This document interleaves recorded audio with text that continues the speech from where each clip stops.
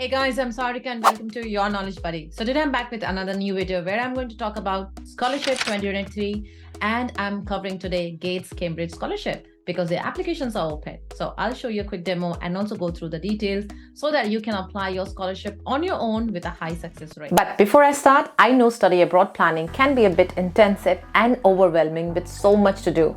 But it can be made simpler with trusted online platforms like Leap Scholar. Right from course selection and college shortlisting to visa counseling, they offer expert guidance every step of the way.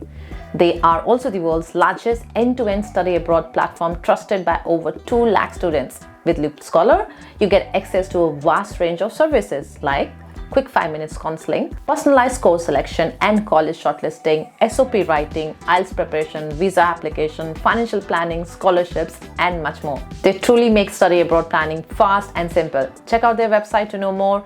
I have left the link in the description for you. So without any further delay, let's get started with today's video. So if you want to study Masters and PhD, you should be definitely applying for Gates Cambridge Scholarship. And the scholarship will be in the country United Kingdom. University that you will study is Cambridge University. And if you guys don't know, this is funded by Bill and Melinda Gates Foundation.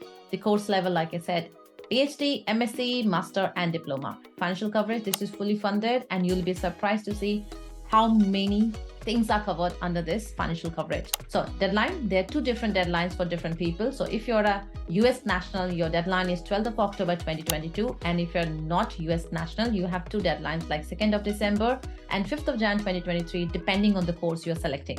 Now, in terms of duration, so for masters, generally 1 to 2 years of course, and for PhD is 3 to 4 years of course. Now, total number of scholarships which is available under this scholarship is 80 seats, which is really, really good. Now, the application fee is 75, but with few exceptions, like few countries are exempted. Example, Nepal. But India, I believe you need to pay this amount. Now, in terms of financial coverage, like I said, it's fully funded. And as you can see from my screen, how many things are covered. So university composition fee, which is your tuition fee, is covered. A maintenance allowance, it means a stipend will be given to you. Roughly £1,748 for 12 months, which is pretty good. And your airfare tickets will be included. So say from India to UK, UK to India will be covered. And also your visa cost. So if you are an Indian passport holder, you definitely need a visa to travel to the UK. So your visa will be covered. And also for people who don't know, to move to the UK, it means if you will use the medical service, which is the NHS, you also need to pay some amount. And that is called as immigration health surcharge. So even immigration health surcharge is covered as part of the scholarship. Now, they also have some funding called as academic development funding. So say if you have to attend a conference or a course, so they have a funding of 500 to 2000 depending on person to person, and they may allocate that. And also there's a family allowance, which is not for the partners, but for your children. So if your children are accompanying you, so say for the first child, you'll be getting around 10 grand and for the second 4 grand approx. There's no funding for field work, but for maternity and paternity funding is there. And also for hardship funding, which is for unforeseen difficulties, which is pretty good. Now let's move to the next one. So what can you study? As you can see from my screen, there are a bunch of courses which you can select, whether it's IT, science, humanities, art, social science, architecture, biomedical, biological, engineering, clinical medicine, physical science, and so many.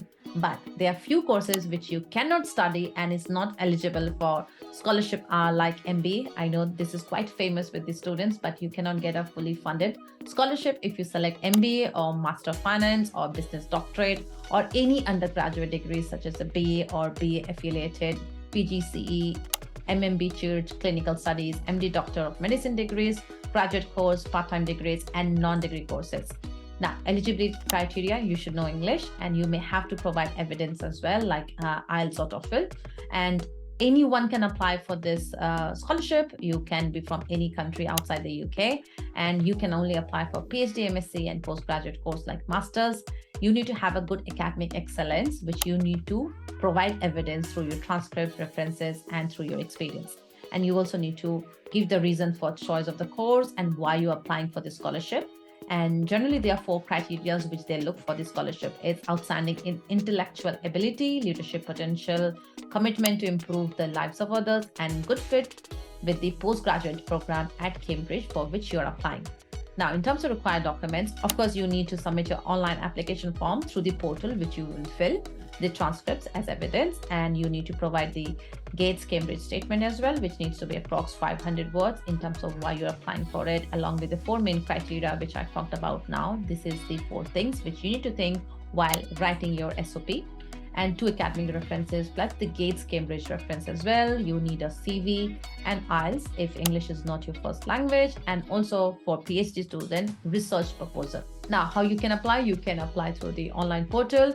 I've provided all the links in my video description, so I'll go through the 4 or 5 links with you with a demo. And also you need to apply first the course, and then you need to apply on the portal by creating your account. So let's quickly start. So this is the course directory, which I already went through with you. You can select all the course. You all have different filters here, like the course level, taught, research, and the course length. So for this demo, I'm just going to start with advanced computer science. So remember, for students, there are a lot of students who always ask me, okay, can I study here? I got this grade. So anytime you're confused, always open that course that you're interested in and then read the details. Here you can see there are different tabs. One is about overview, study, requirements, finance, and how to apply. In terms of study, you can see what you will be studying. So you can see the break of your courses, how it is structured. In terms of requirements now, as you remember, I talked about you need to have a good qualification, good academic record. Here they have clearly said you need a first-class honors degree. So again, for the courses that you're applying, you can go and check out what have they mentioned. For most of the courses I have seen, they have called it out first-class honors degree. And say if you've studied from India, Pakistan, anywhere else, you don't know what is the qualification. If you click on this link, which is international qualification, you will be taken to this page. Here, international qualification, at the bottom, go and select your country. So for India, I've already selected, so you can read the details here. So make sure for your country, select the country, say Pakistan or Nigeria, and just read the details. If you qualify, then only you should be applying. Now, going back to this here, here you can see, after your first class honors, you also require an English language. So make sure you have your IELTS score or TOEFL. In terms of how to apply, you will have to create your account on the portal.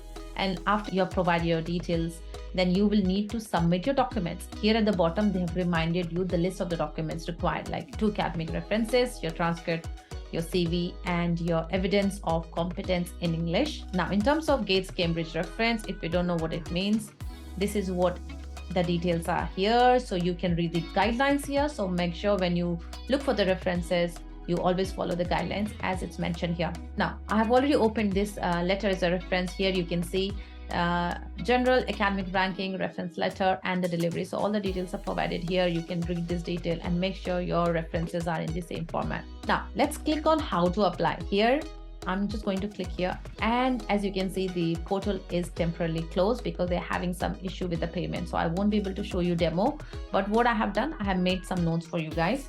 So once you create your account, you will be able to provide your personal details. So once you have done that, make sure you provide your passport details and all. And under the finance section, you will see a section called as funding your study. So always click on yes, I wish to apply for funding. Then only you'll be considered for the scholarship. And then you will be asked for which scholarship, like Cambridge Trust. And then from the drop down, you can select the name of the scholarship. And after that, there will be another section for Gates Cambridge. So again, do you wish to be considered for a Gates Cambridge scholarship? Just say yes. If you don't do, your profile will not be considered for the scholarship. Now, going back to timeline here, I already discussed about the timelines. There are 2 timelines. And then I also discussed about the eligibility criteria. And at the end, like I said, the portal is not available at this moment, so I cannot show you the demo, but you just need to create your account and that will be easy for you. So I think I've covered everything that I wanted to let you guys know, and do let me know if you guys got any questions, and all the best to everyone who's applying for this scholarship. And thanks for watching my video till the end, and I'll see you guys soon with my next video. Till then, keep learning.